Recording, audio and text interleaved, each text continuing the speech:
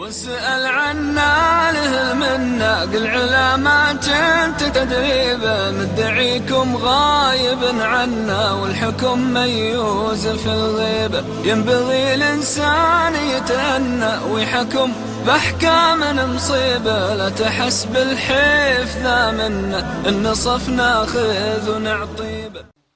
الحمد لله رب العالمين والصلاة والسلام على أشرف الأنبياء والمرسلين نبينا محمد وعلى آله وصحبه أجمعين. أما بعد، اللهم لا سهل إلا ما جعلته سهلا وأنت تجعل الحزن إذا شئت سهلا فسهل أمورنا كلها واجعلها خالصة لوجهك الكريم حتى نلقاك بها يوم القيامة. آمين آمين آمين. فأيها الإخوة الكرام، هذا الدرس الثالث في قراءة كتاب الشيخ العلامة عبد المجيد الشاذلي حفظه الله ورعاه، ألا وهو كتاب الطريق إلى الجنة. وقد وصلنا إلى الفصل الأول، ألا وهو الإسلام توحيد ننجو به من الشرك. فسنقرأ اليوم إن شاء الله تعالى بعض ما ذكره الشيخ مع تعليق يسير من كتب أخرى للشيخ نفسه حفظه الله تعالى. يقول الشيخ حفظه الله, donc ce cours est le troisième cours dans la lecture du livre Le chemin vers le paradis de Cheikh Abdelmajid al-Shadhili hafidhahullah. Nous étions arrivés au premier chapitre qui est l'islam par lequel l'islam désigne le tawhid par lequel nous serons sauvés du shirk. Nous allons donc lire ce que le Cheikh a cité tout en citant certains en commentaire, on va citer certains points. En commentaire, on va citer certains points qu'il a mentionnés dans d'autres de ses ouvrages. طيب. يقول الشيخ حفظه الله: توحيد الأئمة وسلف الأمة وما دلت عليه نصوص الكتاب والسنة، وهو أولا إفراد الله بالربوبية. قال تعالى: قل أغير الله أبغي ربا وهو رب كل شيء. فالمسلم مطالب بأن يصف الله سبحانه وتعالى بما وصف به نفسه إثباتا بلا تشبيه وتنزيها بلا تعطيل، وأن يؤمن بالله وملائكته وكتبه ورسله واليوم الآخر والقدر خيره وشره. Le cheikh dit donc, le tawhid chez les imams et salaf de cette umma, et qui est indiqué par les textes du Coran et de la Sunna, est le suivant. Premièrement, le tawhid dans la seigneurie, unifier Allah dans la seigneurie. Allah Ta'ala dit: chercherai-je un autre Seigneur qu'Allah alors qu'il est le Seigneur de toutes choses? Il est ainsi demandé aux musulmans de qualifier Allah par ce dont il s'est qualifié, par une affirmation loin du tashbih, c'est-à-dire on affirme nuthbitu sifat al-bari wa la nushabbihuha bi sifat al-makhluqin. Donc on affirme les attributs d'Allah subhanahu wa ta'ala sans le comparer à ses créatures. Wa tanzihan bila ta'til. Et nous purifions Allah subhanahu wa ta'ala, nous rejetons d'Allah toute forme de manque et d'imperfection sans pour autant le dénuder de tous ses attributs.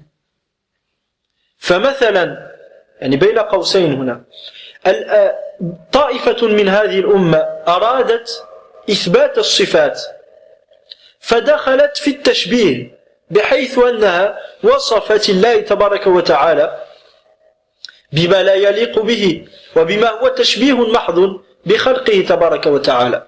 وطائفة أخرى أرادت تنزيه الله تبارك وتعالى فنفت صفات الباري كالأشاعرة والمعتزلة وغيرهم.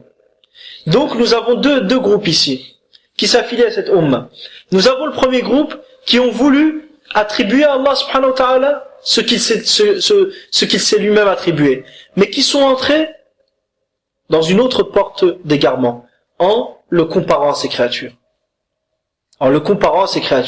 Par exemple, مثالا على ذلك يعني الحلولية الذين يقولون يأخذون بقول النبي صلى الله عليه وسلم الذي رواه البخاري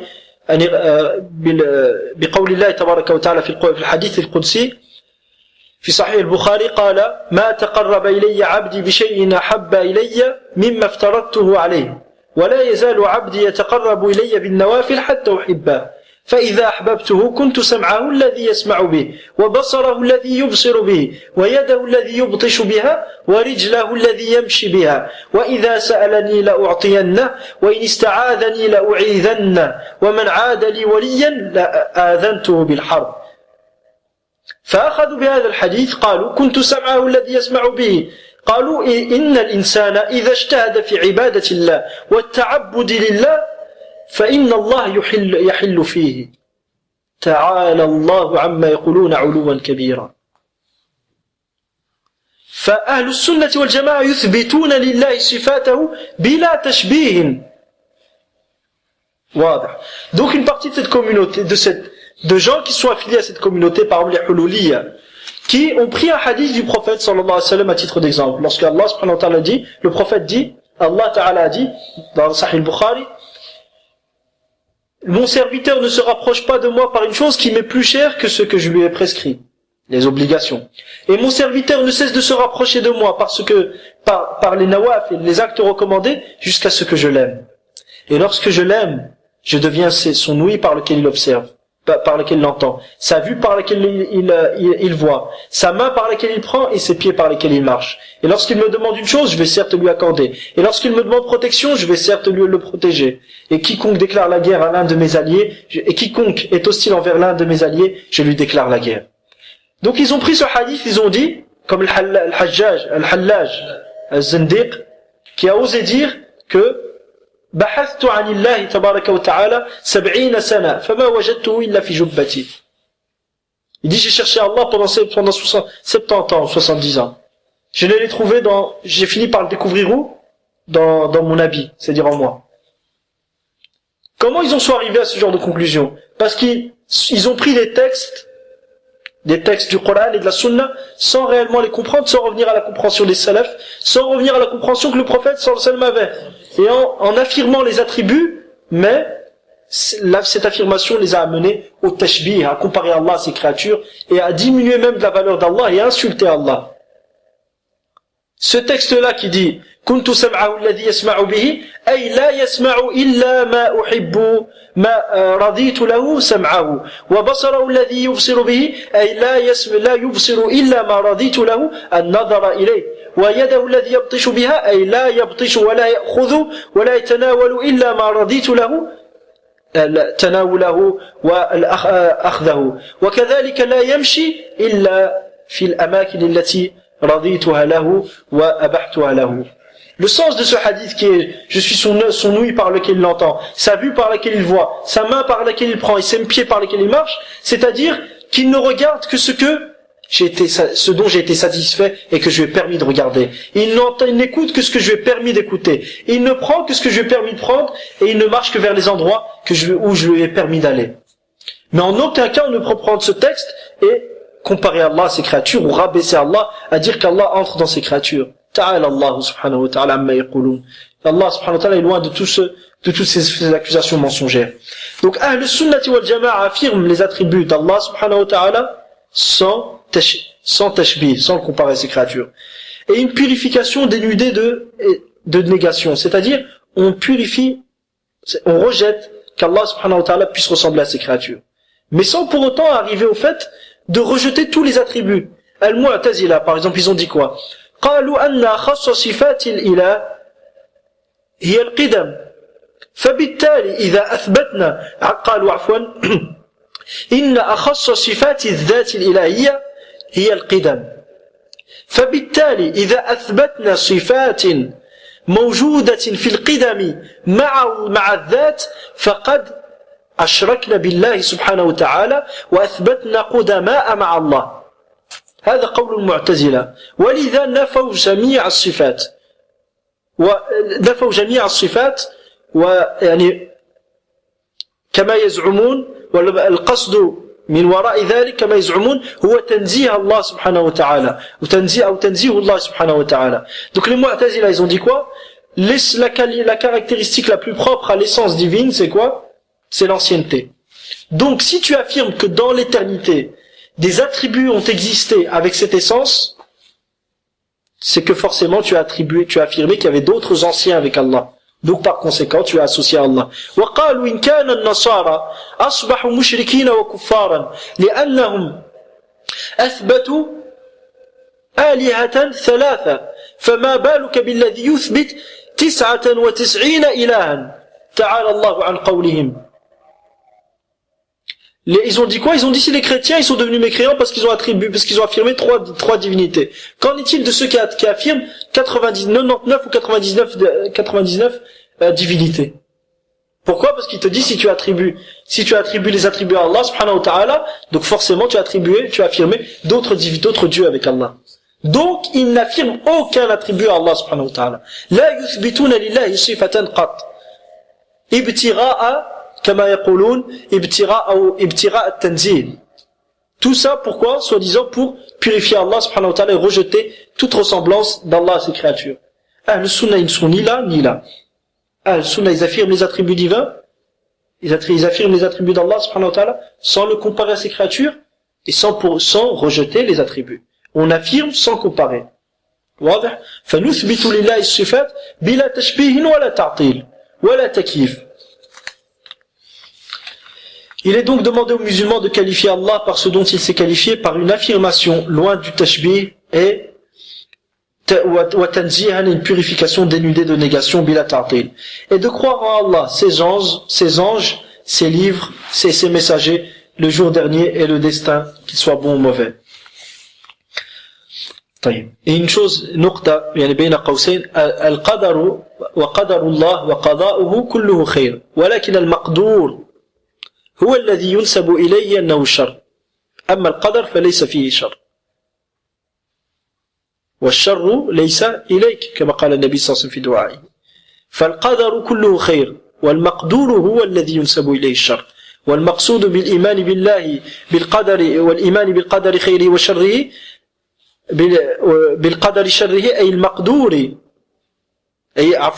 بالقدر خيره وشره الشر ينسب إلى المقدور لا إلى القدر لأن كل أفعال الله سبحانه وتعالى خير حتى لو وقع ما يضرك ويؤلمك فلله سبحانه وتعالى من وراء قضائه وقدره حكم بالغة لا تدركها عقولنا وقد تدرك عقولنا بعضها. طيب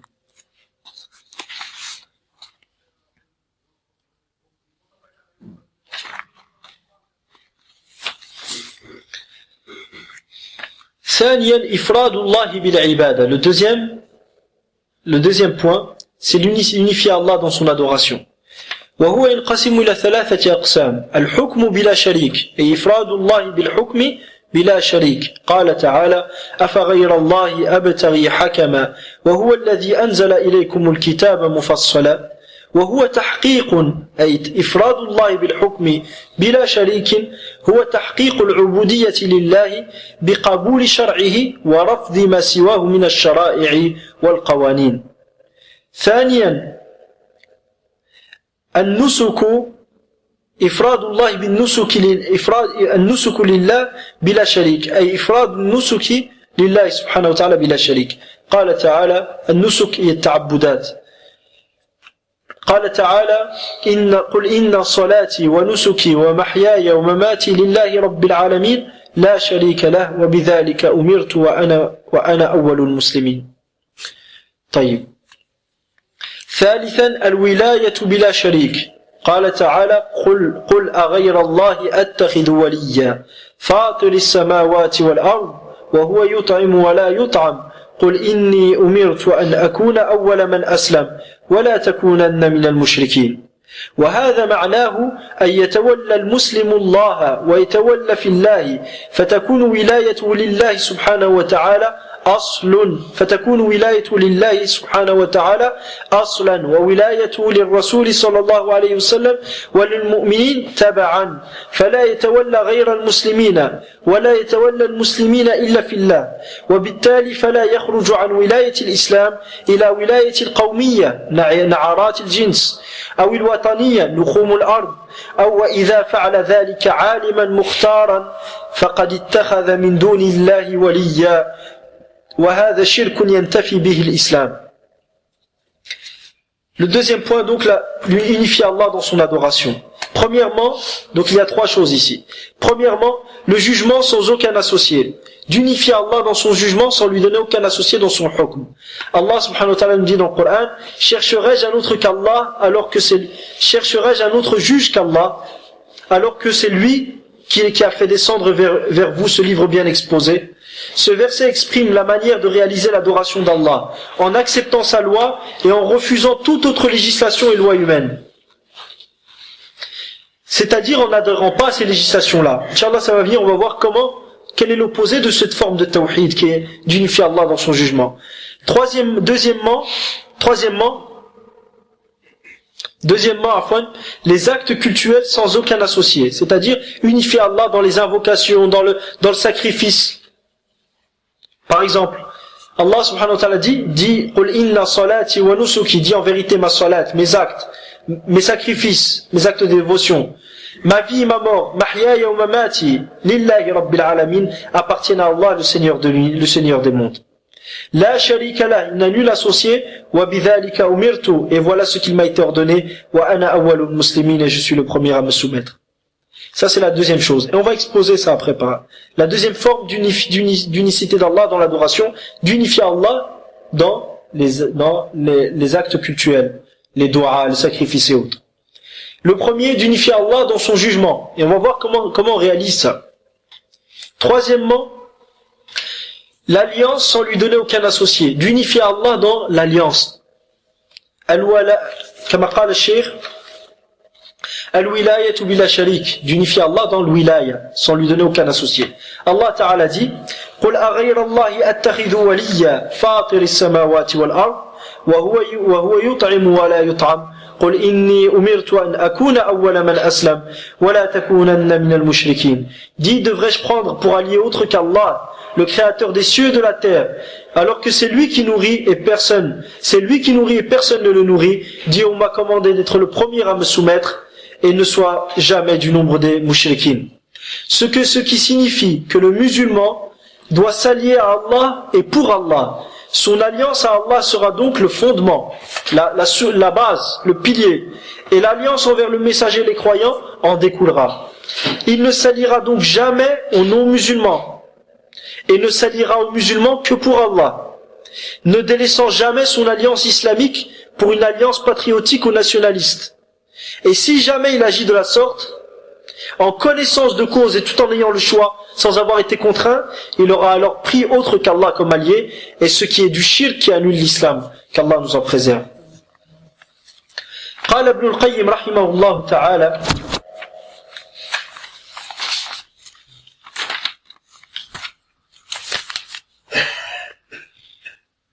وقد تكلم الإمام ابن القيم رحمه الله حول هذا المعنى في المدارج مدارج السالكين عند منزلة الرضا فقال رحمه الله الرضا بالله ربا ألا يتخذ ربا غير الله يسكن إلى تدبيره وينزل به حوائجه قال تعالى قل أغير الله أبغي ربا وهو رب كل شيء قال ابن عباس رضي الله عنهما سيدا وإلها أي قل أغير الله أبغي سيدا وإلها يعني فكيف أطلب ربا غيره وهو رب كل شيء وقال في أول سورة قل أغير الله أتخذ وليا فاطر السماوات والأرض يعني قل أغير الله أتخذ معبودا وناصرا ومعينا وملجأ وهو من الموالاة أي الولي من الموالاة التي تتضمن الحب والطاعة وقال في وسطها في وسط سورة الأنعام أفغير الله أبتغي حكما وهو الذي أنزل إليكم الكتاب مفصلا أي أفغير الله أبتغي من يحكم بيني وبينكم فنتحاكم إليه فيما اختلفنا فيه وهذا كتاب سيد الحكام فكيف نتحاكم إلى غير كتابه وقد أنزله مفصلا مبينا كافيا شافيا وأنت يتكلم مع كل قارئ وأنت إذا تأملت هذه الآيات الثلاثة حق التأمل رأيتها هي نفس الرضا بالله ربا وبالإسلام دينا وبمحمد صلى الله عليه وسلم رسولا ورأيت الحديث يترجم عنها ومشتق منها. انتهى. ثم يقول ابن القيم بعد ذلك: وهذه المقامات الثلاثة وهي أركان التوحيد. هذه الأركان الثلاثة المقامات الثلاثة: ألا يتخذ غير الله وليا ولا حكما ولا ربا هي أركان التوحيد، ألا يتخذ سواه ربا ولا إلها ولا غيره حكما. انتهى كلامه رحمه الله تعالى. Et Ibn al-Qayyim a parlé de ce sujet dans le Madarij, son livre Madarij Salikin, en arrivant au degré de la satisfaction. Volume 2, page 189, il dit: être satisfait d'Allah comme Seigneur consiste à ne prendre aucun autre Seigneur qu'Allah. En s'apaisant, de quelle manière tu prends Allah comme Seigneur? En t'apaisant à sa gestion de ta vie. C'est-à-dire celui qui va gérer ta vie, c'est Allah subhanahu wa ta'ala. Tu ne recherches la gestion de ta vie auprès de personne d'autre qu'Allah subhanahu wa ta'ala. En s'apaisant à sa gestion. Et vers lequel tu reviendras afin d'obtenir tes besoins. Allah ta'ala dit: قُلْ أَغَيْرَ اللَّهِ أَبْغِي رَبًّا وَهُوَ رَبُّ كُلِّ شَيْءٍ. Dis, chercherai-je un autre Seigneur qu'Allah, alors qu'il est le Seigneur de toutes choses? Ibn Abbas radiyallahu anhu explique ce verset et dit, c'est-à-dire, chercherai-je un autre maître absolu et une autre divinité qu'Allah? C'est-à-dire, comment chercherai-je un autre Seigneur que lui, alors qu'il est le Seigneur de toutes choses? Comment chercherai-je un autre maître absolu et une autre divinité que je vais adorer que lui, alors qu'il est le maître absolu? Et Allah dit au début de Surat Al-An'am: قُلْ أَغَيْرَ اللَّهِ أَتَّخِذُ وَلِيًّا فَاطِرِ السَّمَاوَاتِ وَالْأَرْضِ وَهُوَ يُطْعِمُ وَلَا يُطْعَمُ. Dis, devrais-je prendre pour allier autre qu'Allah, le Créateur, devrais-je prendre pour allier autre qu'Allah, le Créateur des cieux et de la terre? C'est-à-dire, devrais-je prendre un autre être que je vais adorer, un autre secoureur, un autre refuge, et un autre être auprès de quel je vais me réfugier qu'Allah? Est-ce que je vais agir de la sorte? Et ce terme qui est al-wali a pour origine linguistique al-mualat, l'alliance. Et le terme al-mualat, l'alliance, comporte dans sa signification al-mahabba wa ta'a, l'amour et l'obéissance. Donc vais-je prendre un autre être que je vais aimer pour lui-même? Vais-je prendre un autre être à qui je vais obéir pour lui-même et auprès duquel je vais chercher refuge? Et qui va être la base, qui va être la source pour laquelle je vais m'allier aux gens et me désavouer qu'Allah subhanahu wa ta'ala? Vais-je agir de la sorte? Non, jamais. C'est-à-dire, chercherai-je autre qu'Allah? Et Allah subhanahu wa ta'ala dit au milieu de cette sourate: قُلْ أَغَيْرَ اللَّهِ أَفَغَيْرَ اللَّهِ أَبْتَغِي حَكَمًا وَهُوَ الَّذِي أَنزَلَ إِلَيْكُمُ الْكِتَابَ مُفَصَّلًا. Dis, chercherai-je un autre juge qu'Allah, alors que c'est lui qui a fait descendre vers vous ce livre bien exposé.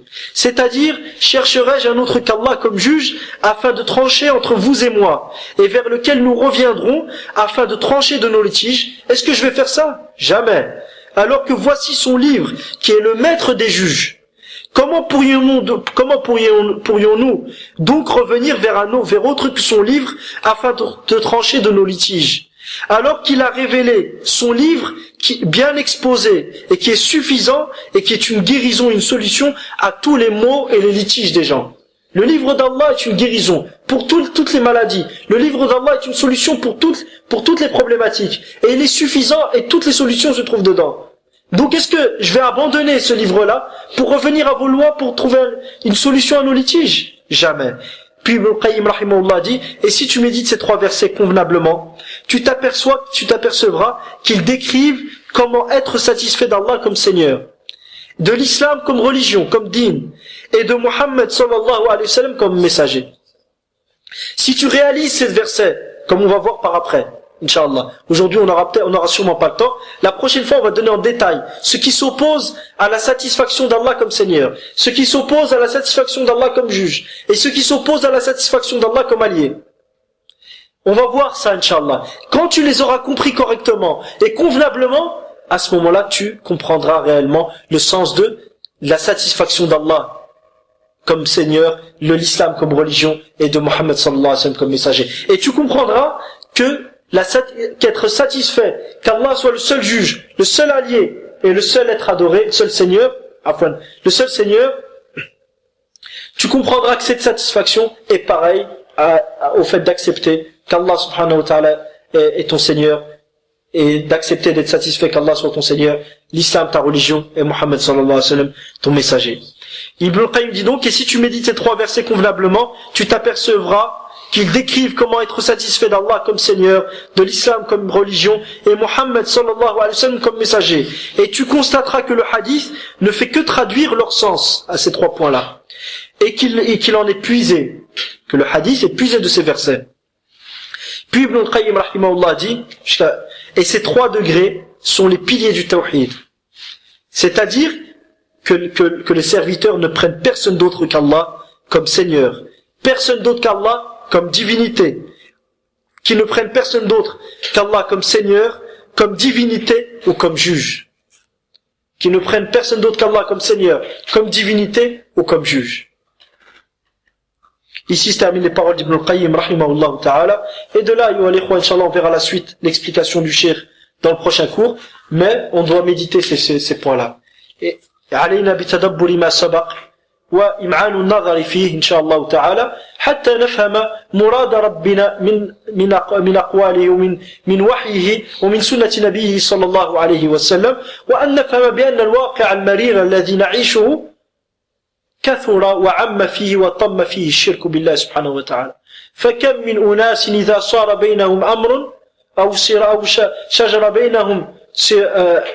بينهم نزاع يبادرون إلى المحاكم الوضعية لا يحاولون أبدا أن يحلوا نزاعهم بناء على كتاب الله وسنة النبي صلى الله عليه وسلم إما إعراضا عن القرآن والسنة وإعراضا عن التحاكم إلى الكتاب والسنة أو استهانة واحتقارا للكتاب والسنة واحتقارا لتوحيد الله سبحانه وتعالى في حاكميته وحقه في فصل النزاعات بين الناس. Et Allah, si on médite, Inch'Allah, ce qui a précédé, on s'apercevra que le shirk a pris le dessus sur terre, malheureusement.